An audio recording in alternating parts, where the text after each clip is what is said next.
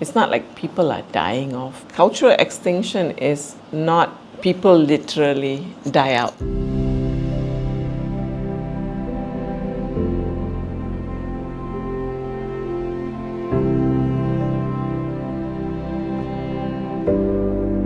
I'm Shanthi Thambiah. I'm an anthropologist attached to the University of Malaya. I did my PhD amongst the Bukit in Sarawak way back in the 1990s, written and published on the Bukit community. My interest has always been on very small indigenous minorities in Malaysia who are not many people know they exist, but they do exist in this country. And it's an amazingly diverse country, and we only know really very little about the diversity that exists in Malaysia. In terms of culture, what do you mean by extinction? Extinction of culture is not like biological extinction. It's not like people are dying off. The sense of group identity of that group of people who connects with that culture is no longer there. Cultural extinction is not people literally die out. The group's identity is slowly vanishing in the form of language, traditions, their belief system, their knowledge system, their way of life,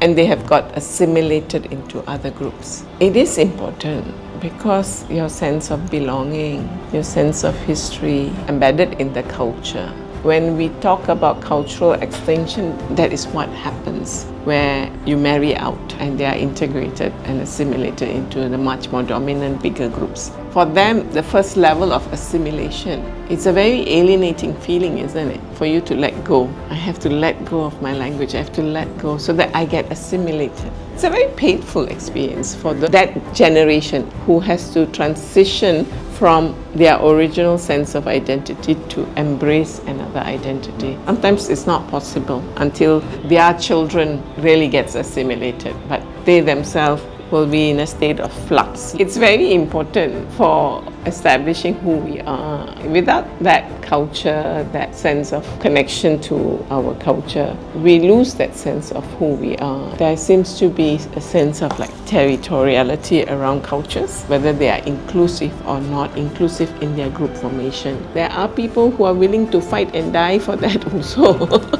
First, you will lose your language and you no longer practice your belief system, your way of life, your connection to the land. Once you lose those things, potential for extinction is there. If the school system doesn't value my minority status, makes me feel embarrassed about my identity. Orang duduk hutan, makan babi, and this and that. Of course, I'm not going to be projecting that identity to you because I will try and hide it from you. I will try to imitate you. I want to be like you so that I get accepted by you. So I let go of my identity so that I get accepted. The politics of identity plays a role in why the younger generation want to let go.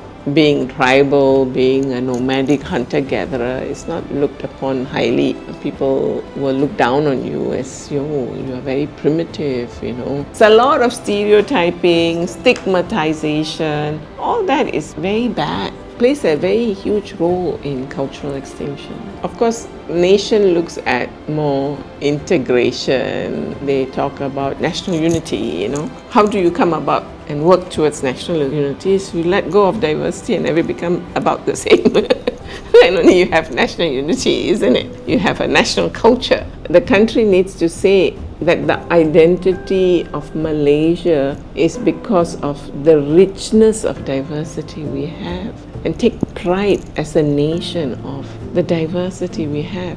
And when we talk about diversity in Malaysia, it's just scraping the surface, and you go deeper. Thousands have gone extinct. We have no clue who have gone extinct. Maybe just because there were some people who kept records and all those things, but there will be more that have gone extinct without us even knowing they were amongst us. Malaysia, Peninsular Malaysia, let's look at orang asli. some groups that are extremely on the verge of extinction. I think there's one tribe called the Lano. They're very small. A lot of them are losing their language also. There needs to be a much more conscious effort in Peninsular Malaysia. Somehow allow for the teaching of their language. Those languages are preserved to some extent. Their connection to the land is also suffering because of displacement, development projects, plantations, encroachment. They're not being able to prove ownership over the land. All kinds of issues are happening. In Sarawak also there are tribes that are on the verge of extinction. Sabah also there are, because they are becoming small. Like in Sabah, the Kadazan Dusun with the, I think, Murut came together and formed the Kadazan Dusun. Politically and consciously merged themselves to be big enough. The schools in Sabah, they do teach the language. So some kind of political activism needs to be.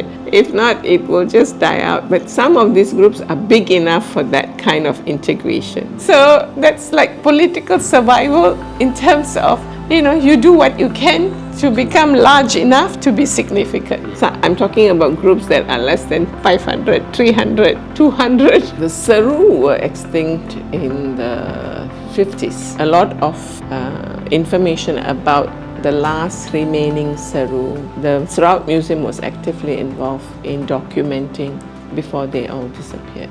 Before that, the Seru were attacked by the Iban, so a lot died. It was reduced to one village. That village also succumbed to cholera. There were only like 18 men, 11 women, and 4 children. And the last Seru, according to the curator of the museum, he said that the last remaining person claiming Seru identity was in 1954, before Merdeka, no more. I had experienced meeting the last remaining Lisum. They were living together with the Tanjung people. I met a couple, very elderly couple with no children. So on the Sarawak side, the Lisum no longer exists after this couple died. I spent time with them, and when I compared their word list, very interestingly, a lot of words quite similar to the Bukit language. The Seru word list also, I would say there will be about a 70 to 80% overlap with the Bukit language. The Bukit might have been a bigger group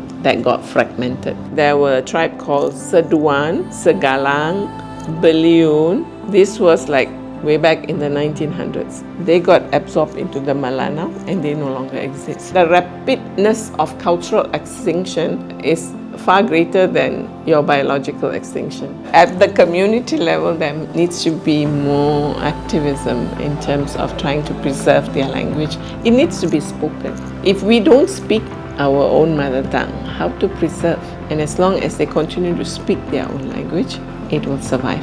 When they cannot speak the language or do not have access to the language, then you are heading towards extinction. There is a possibility that a larger group got fragmented because there were raids and attacks, so they just broke up and formed their own subgroupings, and these subgroupings eventually also extinct because they're just too small. Sometimes they regroup not based on any form of similarity, just for the purpose of survival. The belief systems are so connected to the environment and the forests. When forests are converted into plantations, forests are converted into development projects, and the sacredness of the space is lost.